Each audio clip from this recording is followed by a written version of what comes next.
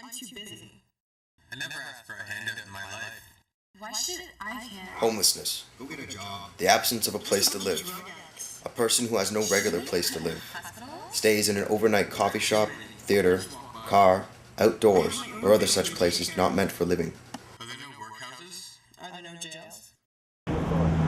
You don't have to believe in it, but we know that putting people on a cross is no good. And that's what it is. People are being put on a cross.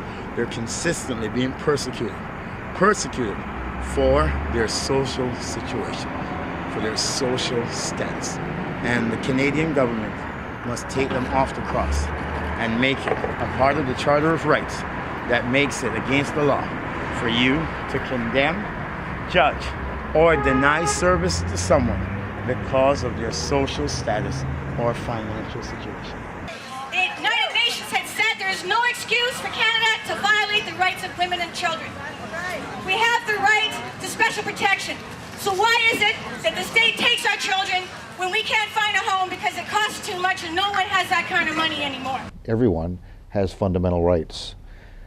Our national government, going back to the 1940s, has signed numerous international treaties, covenants, legal instruments, guaranteeing that every Canadian has the right to housing, and the federal government has an obligation to ensure every Canadian has a home. You see, people don't like to go and spend money where they see handlers in their face, reminding them that their shopping is more important than doing anything about the poverty around them. They prefer not to have to see it, deal with it, know about it, much the same as it's hard for people with a conscience. As a consequence of the government's lack of initiative, many people have suffered and even died as a direct result of homelessness. The rat race of the 21st century makes it all too easy for people to turn a blind eye to the problem. For most, the homeless seem like faceless statues carved out of the sidewalk, a piece of concrete, merely a part of the cityscape, hiding under bridges, in abandoned buildings and cars, both feared and ignored.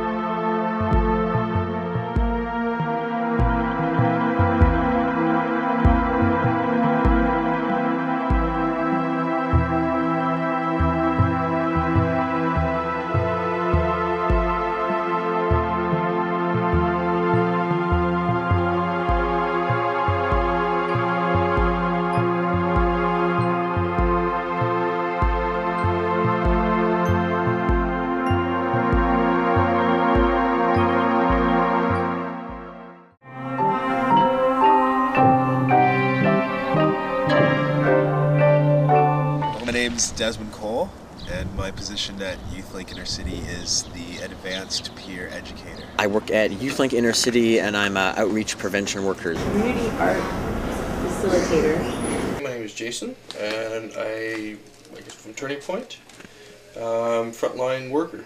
Support workers and conflict resolution officers in social service settings. My name is Michael Shapcott. I'm Senior Fellow here at the Wellesley Institute. I do public policy work for the Wellesley at the local, at the national, and at the international level. I was appointed the official observer in domestic issues to the World Summit of Social Development. How long have you been a street nurse? 18 years.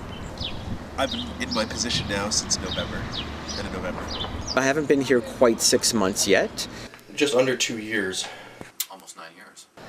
95, 96, something like that. It was when I first got the idea, because I went to college. I went to community college after I came out of the street for community work.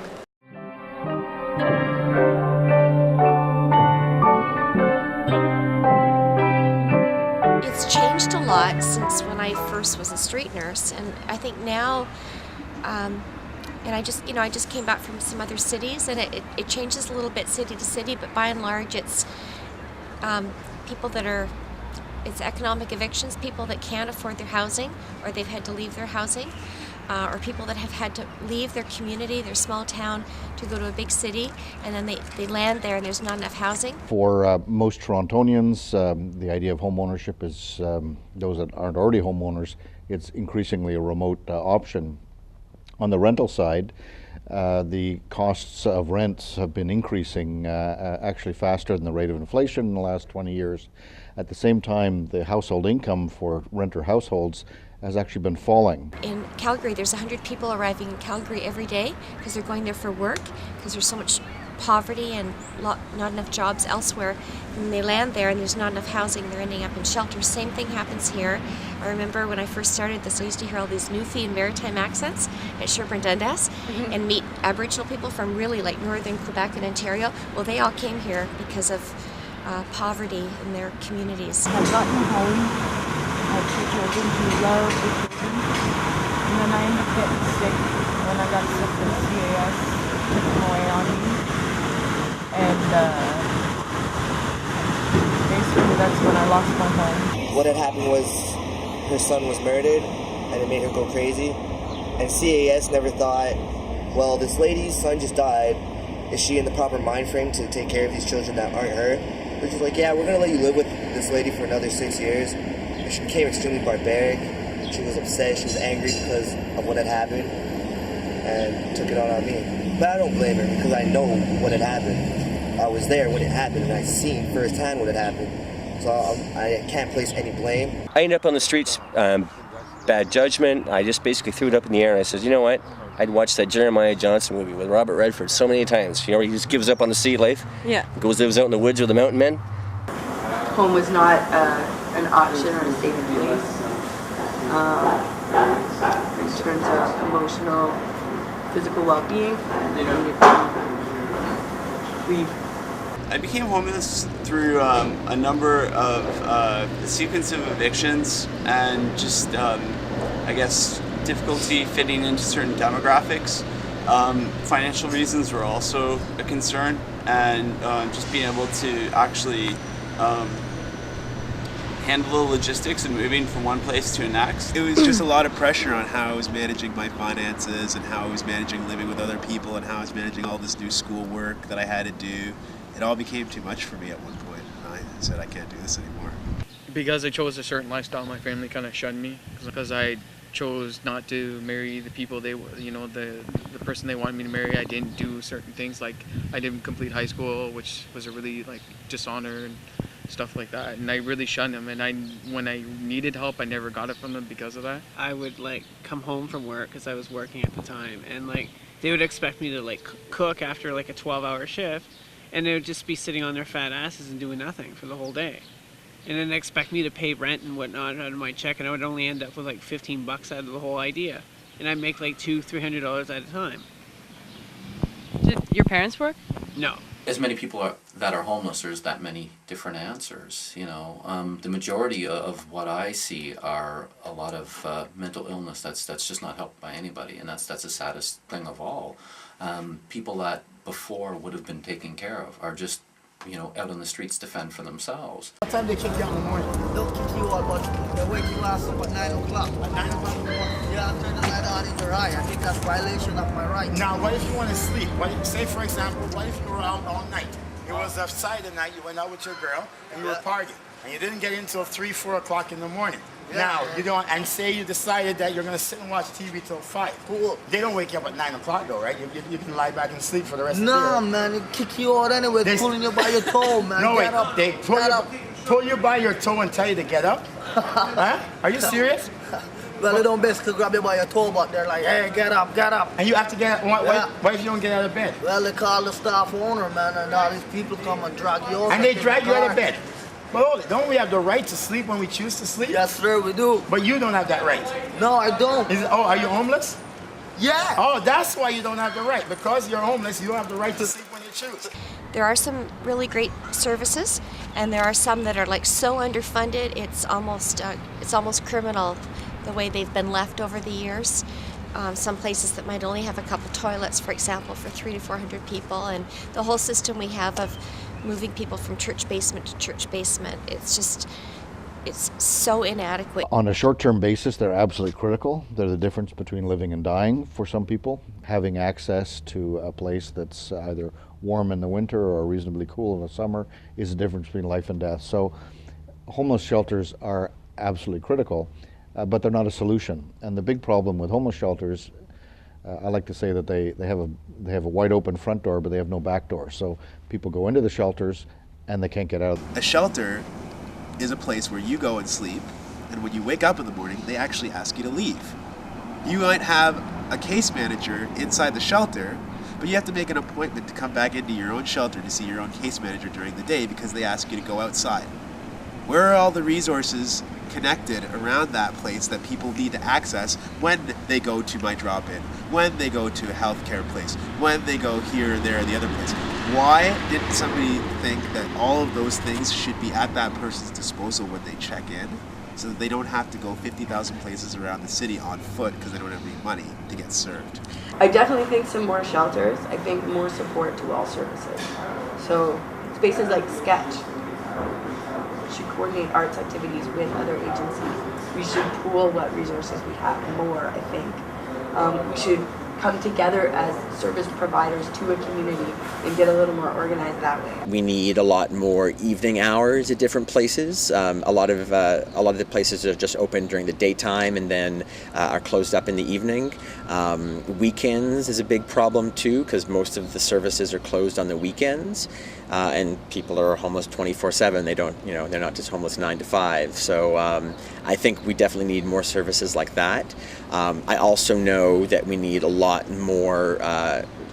more spaces for drug treatment and detox. It's a huge Band-Aid, and we need all the services, but we need to ramp them up more. We need to fund them better, but we need to also figure out a way to get people out of shelters. There isn't enough of them, for one thing, and in some circumstances certain shelters can be more inhospitable than others, which makes choosing a shelter important, because you do run into issues of theft, violence. You have to be in at a certain time. There's not really a whole lot of privacy. It's just, I don't know, you don't have the same freedom that you'd have if you were sleeping out on the street or if you had your own place. Some of them are just there and they look at you like they're doing you a favor, you know what I mean? Like, they're rude, and you can't be rude back to them because they kick you out. They can talk, some of them talk to you in ways that it dehumanizes you, but if you call them on it, then it's like, well, here's a token, you don't have to stay here, we can relocate you, and that's it. It's like there's no compassion. I remember going into shelters, being hit by bed bugs, getting lice, getting scabies, watching women being abused. About a year and a half ago, a native girl I knew, her boyfriend was pounding on her, and there was man staff standing there. He turned around, he walked away, and they sent the women down to do something. And all they did was stand there. It was my partner that I was with that grabbed the guy and threw him off the girl. They knew that I had a late pass and I was working, and I was putting money to the housing worker. That was the gig. You can stay here, but listen, every paycheck you got to give me like 60% of your paycheck to put towards like your housing. So I'm not just riding the system. I'm so it goes back to you. Right, but he's like my safe. Well, anyways, I come in there one night. That had nothing to do with the money. I'd lost my bed. They gave me my bed. They cleaned out my locker. Okay, this is why I left that morning from the place. This is 8 hours, like 10 hours later. I'm done my shift. They cleaned out my locker. The lock cutters and all that. Yeah. All my stuff just mysteriously just disappeared into thin air. And we're talking like, I had my CD Walkmans. It's good Your things, stuff. right? My stuff. I argued. You're barred. We're calling the police. I was like, man, this is bullshit here. And he went and talked to him, came back. He goes, James. He goes, man. He goes, just trip out of here. He goes, you're going there. He goes, I'd offer you a cell, but we're full up.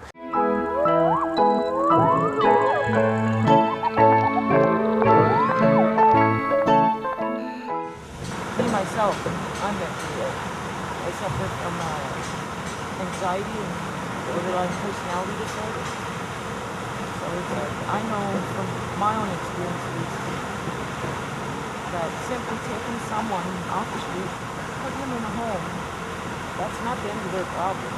Especially if they got things going up here, and it's like, I've heard it more than once being out here that a lot of people, after being out here for so long, it's almost like being in jail. They get used to it. I've had people tell me, I've got a home, I don't want to be there, I don't feel comfortable there, I feel closed in. It's really hard going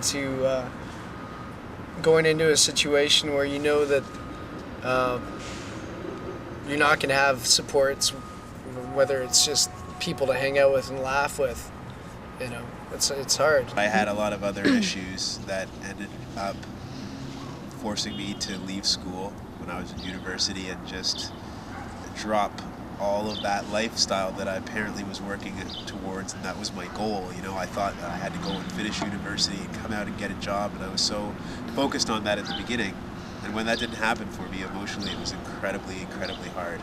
I've seen people over the years, some of the same people for several years, that have seemed fairly stable at the beginning, and throughout the years have just been worn down to just reduced as a human being because of it, having to move around all day long just to look for a meal or a safe place to sleep. The studies that have been done on things like mental illness, for instance, that track patterns of mental illness in our society, say that poor people, homeless people, are not prone to more mental illness than housed people or than rich people, for instance. The critical factor is, though, when you're poor and you have a mental health problem, then you've got a double whammy against you. The longer people are stuck in homelessness, the more despair there is, the more isolation, the more insomnia there is, the more stress and anxiety, and that leads to people being not as healthy mentally. But I wouldn't say it leads them to suddenly have more schizophrenia or something like that. It depends what you want to classify as mental illness or mental disability or whatever, because I think we have a very narrow perception of schizophrenic, paranoid guy who hears voices all the time, and that's what mental illness is. What if you just can't read, right? That's a learning disability, but it's going to have a similar impact on your ability to get along and to integrate yourself, to go to school, to get a job. One of the explanations for mass homelessness was that in the 1980s and 1990s, governments were shutting down psychiatric wards in hospitals, shutting down mental health institutions, and people were being tossed out onto the street. It was a good decision to shut down the asylums because they were awful places, but the follow-up, which was to provide community care, housing, and support, wasn't there.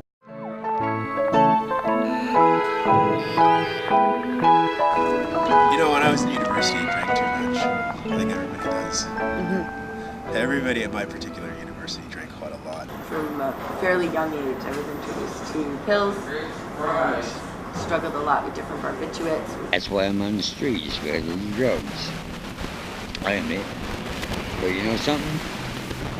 That ain't no reason for them not to have housing. Did you ever experiment with taking drugs? Of course, a lot in the 60s. What is that like? It was a lot of fun. It was lovely and groovy. I did a lot of, recreational drugs, and that was the only crazy time that I ever had. Usually, just stay away from drugs. I had a lot of, emotional and mental problems, and it was like putting a Band-Aid over cancer. I smoke pot, and I drink occasionally, and I do other drugs every now and then, but I stay away from it. I've tried just about everything once. My drugs of choice are marijuana and ketamine. Ketamine can give you it's a dissociative anesthesia, so it gives you out-of-body experiences and near-death experiences. I think both have shamanistic qualities and benefits to the human condition. One particular situation involves violence, which is pertinent to living on the streets. Sometimes when I'm faced with situations that are aggressive or overly violent, I'll dissociate.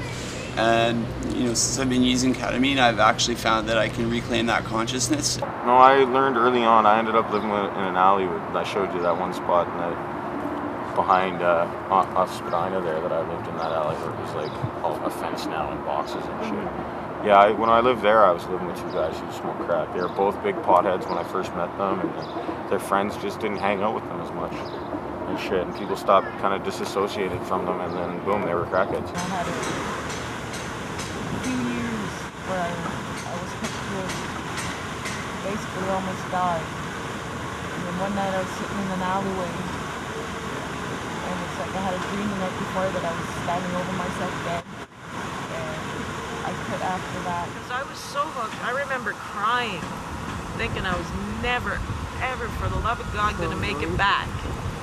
And it's like, and then when I did, it was like amazing. I love my children, and it's like I want what's best for them in the future.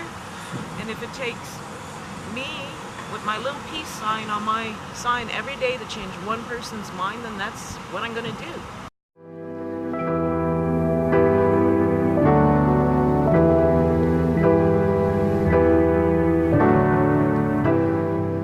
I left home when I was about 15 and hitched around all over Canada and North America, Guatemala, through the States, and got an education. Well, I ended up finishing high school, but the point was that I spent off and on 10 years on the road. Got an education that you're not going to get from books. I've done the railroad, to Kelowna, BC, did right across. I got robbed in Winnipeg. I'll never go there again. I went all over the place. Halifax, Vancouver.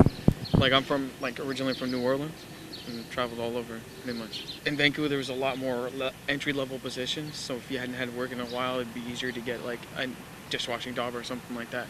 Whereas here there's a lot of like certified, where you have to get certified in this, diploma in that to get with the work. I've traveled all across this country just holding up my thumb with my dog and my backpack, my guitar. It's good. I love it. This is Saskatchewan. I found probably the safest place that I could find to sleep under the circumstances, which is kind of like off the beaten track. And I woke up in the morning and I had most of my possessions stolen from a bag right from under the blanket I was sleeping on. My writing book, my journal, my USB key, my telephone, things that just made like a nomadic lifestyle that much easier to deal with. And after that loss, I ended up hitchhiking back with absolutely no money to Toronto. How much money do you make spending? Me, not very much, like fucking 20, 30 bucks a day kind of thing.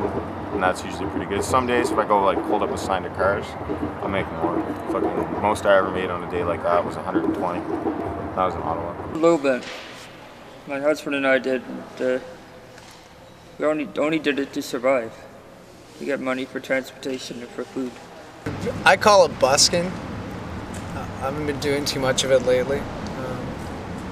But yeah, I busk. Do you make much money busking? It depends. Sometimes I do, sometimes I don't. I asked them what's going on. We've got more tickets in the last 2 months than they had in the last 4 years. What's going on? We've been directed by our bosses, we've been directed by City Hall to sweep you guys off the street by summer. I said, what do you mean sweep us off the street? Where are we supposed to go? Mississauga? Scarborough? There's no services in Mississauga, Scarborough. It's called the broken window policy. The whole thing is charge as much as you can, full extent of the law for that most minor crime. And that's what it started with. Don't panhandle, get off, go somewhere else, go to whatever, some other borough. And then when that didn't work, what happened was they drove them all underground. What happened was beatings. You got caught, you got drugged in, you got beat. And then they just said every time we catch a panhandler, we're going to beat the shit out of you. Right now, they're trying to pass a bill on banning panhandling, which I think is completely ridiculous. Yeah, like, I think every person has the right to ask another person a question, and every person has the right to answer or not answer that question, or respond to that question by giving some money or not giving some money, Well, that's this particular councillor in Toronto that just got reelected for another 4 years. He won by something like 60 votes. And he's part of the right wing on council that is determined to cleanse the inner core of Toronto from poor people.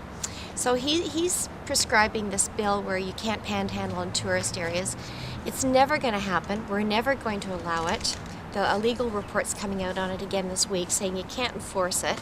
Like, it's like saying you can't have black people walking on the street in Cabbagetown, or you can't have Jewish people going into coffee shops in Parkdale. That's the kind of law it is. It's saying that people at Panhandle who are asking for change can't do it in certain areas.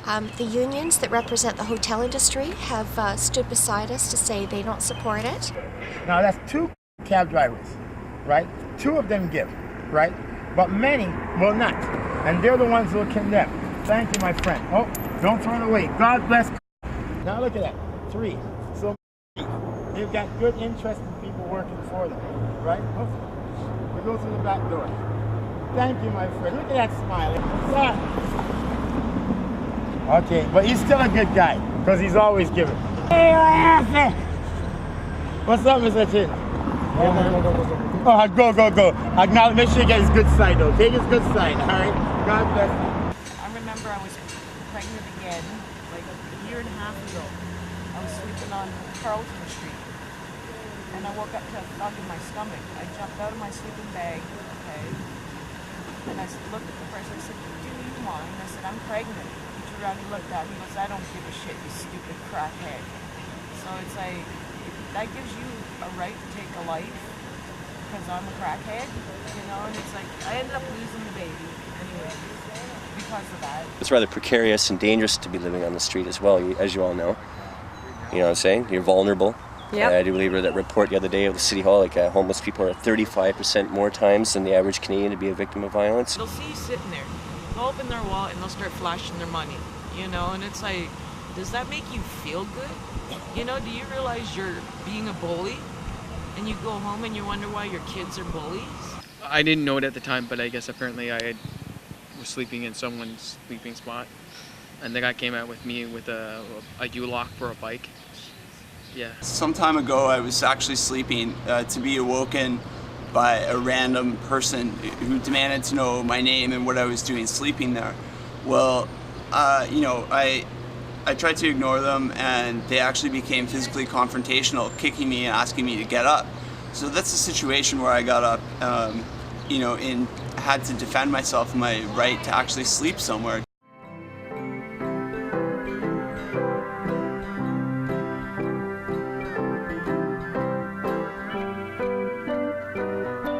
Shove me out here, and I have to go and sleep out here in this rain and pouring. When I get up in the morning, even if I want to go out and get a job, now I have to change my plans. I have to go out and find dry clothes first. Then while I go out and find dry clothes, I miss the food. Then I have to go out and find food. So we're putting in a lot of stipulations through a lot of bylaws, a lot of property acts that deny people the opportunity to put their best foot forward. Because no longer are we there to help the homeless. We are there to put the homeless in control. They bolted it down pretty well now. Can't open it no more. But it used to be a pretty sick little spot. So you tunneled down there and into there? Yeah, it was like just climb down the ladder. You're still in the affordable housing list after 3 years, right? Yeah. Do you know what the average waiting time is? I heard 5 to 10 years to wait for, but yet did all these condos go? I don't get it. I really don't. And the places that is out there for rent, they're all crappy. They're for a room, they give you a matchbox and they want $450, and it's share the kitchen with 6 people in one fridge. No. I put my blanket over, and I'll just sit on the bushes like I'm just I'm in the trail, and then you take your shit. Okay, then you come with your buckets. It was fairly liberating. When I first became homeless, I noticed that survival becomes the issue, and when survival is an issue, you have a certain distance from either created conflicts or societal conflicts or basically the unsolvable problems that have led you to be unemployed, homeless, or a drug addict. And within the sphere of living on the earth, outside of society's reach, you know, there is a lot of first principle reward from that. I mean, it's you and it's survival and it's the earth, you know, and from that you learn a certain respect and humility for the universe. They were inviting homeless people in for their opinions. My partner was the only homeless person that would go up and do it. He left there, he was crying. He got up, he stood, he speaked his heart, everything. And all the people, the richy people in the condos around him, stood there, laughed in his face, basically told him to shut up and sit down. People have to understand that when you don't have anything, when you're out on the street, it's very difficult to save money. I'd be going out to eat just because I didn't want to eat the food in the shelter and wasting all this money going to get meals when I was supposed to be staying somewhere where my meals were free. So that was a waste of money. I felt like I got really lucky by getting housed when I finally did. And I was really grateful for it. And there was some sense of guilt though. There was some sense of, oh, you know, like there are people who could probably use this a lot more than I can. But I'm happy that I was lucky, you know, because I do have the opportunity now to help other people, and I try to do that when I can. For as much as I like to complain about my experiences, they've made me a stronger person. Right now, I'd like to be able to contextualize them, primarily through giving back through the form of harm reduction or volunteer work. As my situation improves, it's really an opportunity to give back to the people who've helped me improve my situation. There are a lot of services for the younger, 16 to 24, as opposed to what I am now, which is over 25 and stuff. The services cut down like dramatically, like at least by 50% alone. Most of them are based around like what I don't want to like sound racist or anything, but like a special interest group, like for Native people or something like that. Wasn't beating myself, wasn't beating him. Suicidal. Went to sleep, fell asleep in Moss Park. Woke up, he was gone. This is when I first hit the sleep. So he was gone, so I figured, okay, that's the end of it, basically. I kind of figured out how to end it. Sitting there feeling sorry for myself. He comes running across the field with him, with the bonus and stuff. He picks it up and eats. Oh. So basically, that's what got me off of this. Oh, he was telling you, you're not going to feed me, I'm going to feed you. Totally unconditional love. When it came time for my kids to go, I had a ceremony. It was their naming ceremony and their letting go ceremony. It was like me and my husband, basically at the ceremony, took our daughter and our son and handed them to the adopted parents within the ceremony. And we had feasted here on the last day I was with my daughter.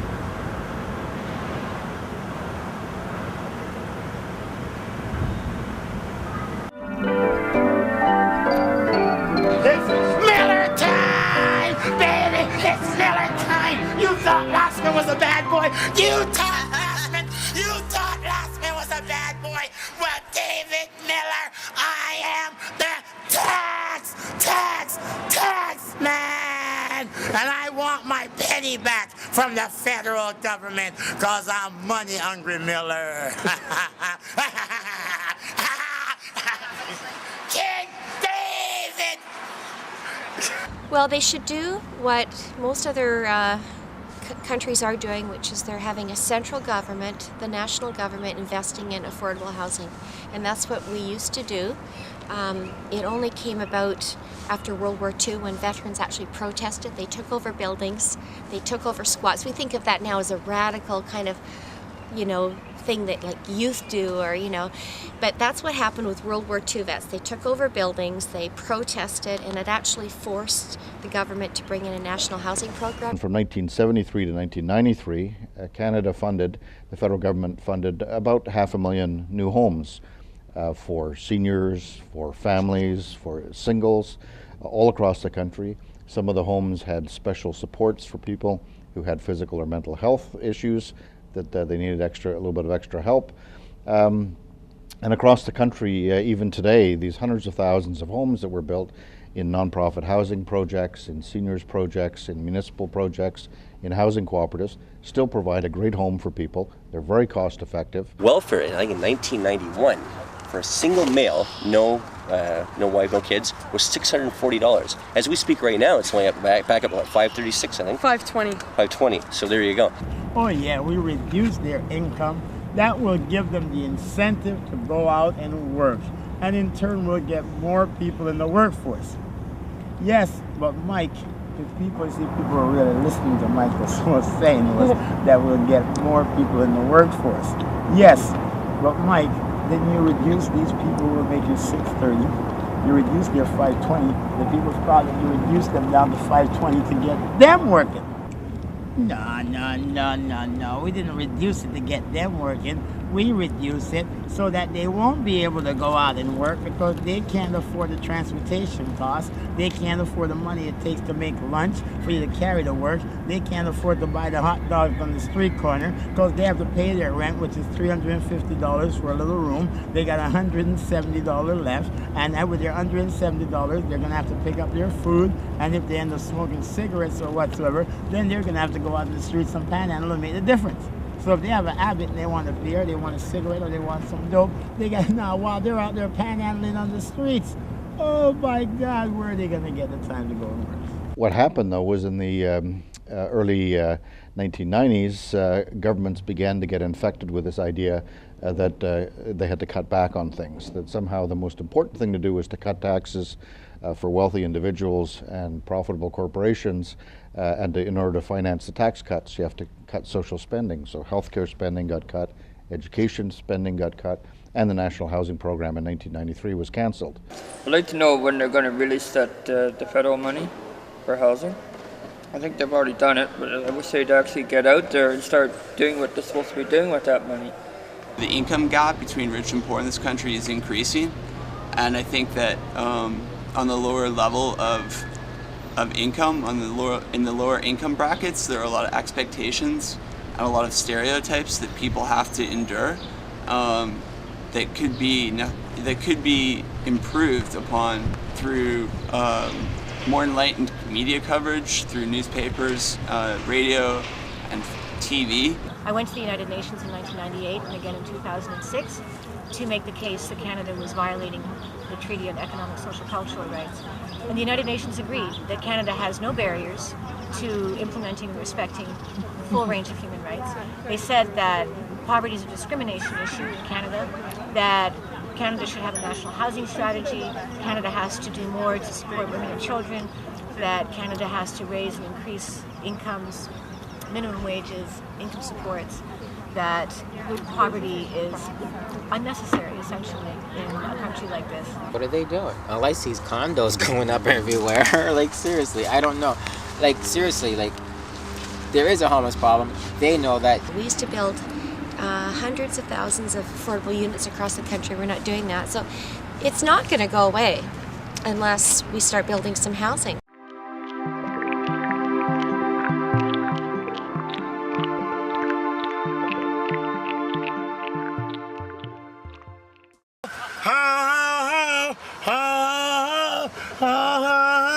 You ain't getting no presents this year.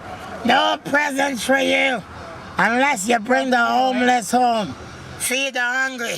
Be a friend to the lonely. And give water to the thirsty. People need to accept responsibility for the situations as they exist. Everybody's basically doing what they can, and what I'm hoping to do is speak to people about that collectively, when people are educated and aware of the issues, then there will be change. If you see a homeless person on the street, talk to them, have a conversation with them. I mean, you don't necessarily have to give them your spare change if you don't feel like doing that, but talk to them, ask them how's it going, how the day was. Maybe come to a homeless memorial like this.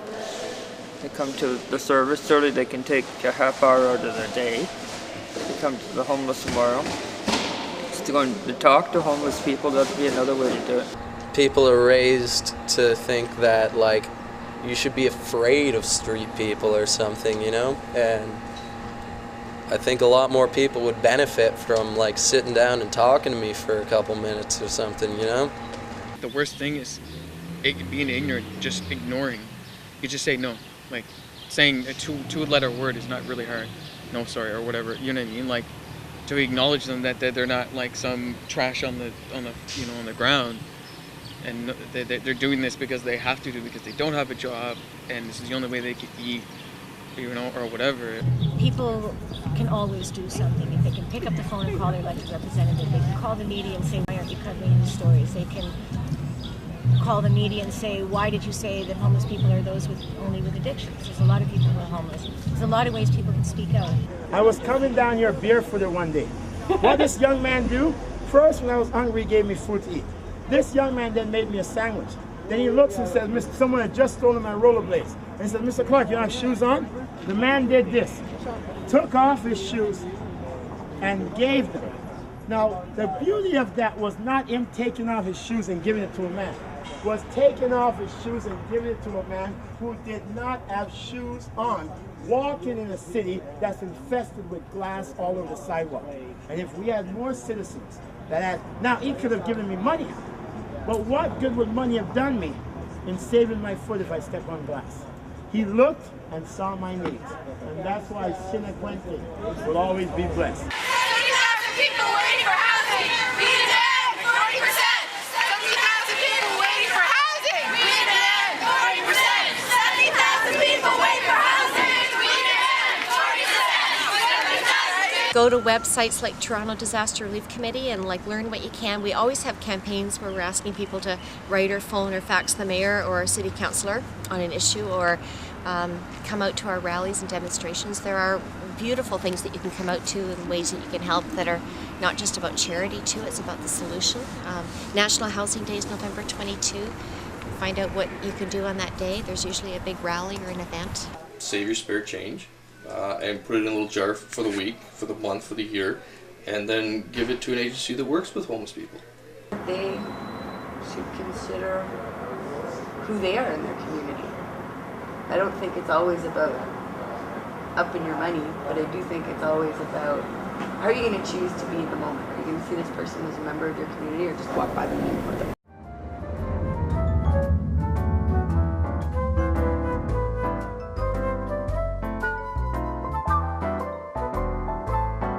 They say that those in the suits, those with property, are the highest standard of society.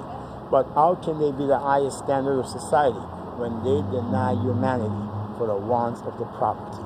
And the property, the money, those do not feel. And what feels, that is the highest standard in society, is the feeling. When you see someone on the streets, or you see someone who is homeless, just think in the back of your head what circumstances might be behind their being in that situation, and appreciate the fact that you probably can't imagine the circumstances involved in them being in that situation. Start looking at people with respect. Treat people with respect, and respect other people as people. Everyone, every human being, every animal, we're all alive and we all share this planet. Just try to understand that not everybody is in this situation because they've chosen to. There are a lot of people that just ended up there because that's the cards that life dealt, and there are a lot of people that are in this situation because they have mental health issues or drug addictions. It will not be charity that can resolve it. It will not be yelling at homeless people, go get a job, that will solve it.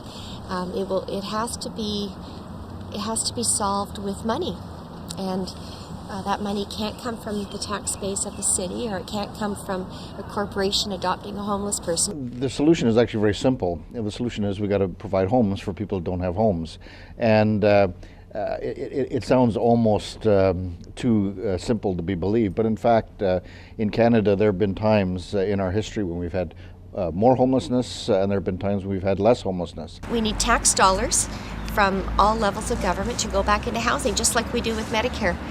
We wouldn't want charity dealing with, your appendicitis or my gallbladder or something. We would want a real healthcare system that can deal with it, and we need a real housing system. And the periods of homelessness or relative lack of homelessness coincide exactly with the efforts of governments in particular to ensure that especially low-income people have access to homes. What the solution is. You have no idea? No. I've read too many, from the home. What's the one that Streets to the Home? Well, Streets to Home. Then there's the one that Mayor Mel did when he was in office, and then there's the Wellesley Institute who've taken a crack with their, here's our blueprint to how to solve the homeless problem. They're all looking at everyone being similar, and I don't know that helps. What do you mean? How wouldn't it help? Because everyone's different. One person who on the surface may have similar problems may need radically different solutions. I would say have some compassion for your fellow human being. That's all. It's a very simple thing to ask, I think, because what do we have in this life? We don't get to take anything with us when we go. We have each other, and I think it's relationships and the people that we meet and the people who affect us. Those are the people that matter. I will never be homeless. This won't happen to me. I will never be homeless. I'm doing so well, don't you see? I've got a nice house, good job and a car. I've got everything I need to go far. I'm not like those welfare bums, to whom prosperity never comes. You know, the ones that don't want to work. Any kind of physical labor they shirk. All they want to do is drink. Some are not clean and they stink. But then I see a man lying in the street, a tattered coat around him and no shoes on his feet. But somehow I sense that something is wrong, that somehow this man does not belong. So I decide to stop and say hello, and ask him why he fell so low. He once worked on a street called Bay, making good money every day. And then one day his job was gone. He was told, just go on home. Soon he just didn't care. His purpose in life was no longer there. He lost his family, his house, and his car. In just a few months he fell so far. So here he was, on the street, a tattered coat around him and no shoes on his feet. And then I see the lines on his face and pain in his eyes. I will never be homeless, will I?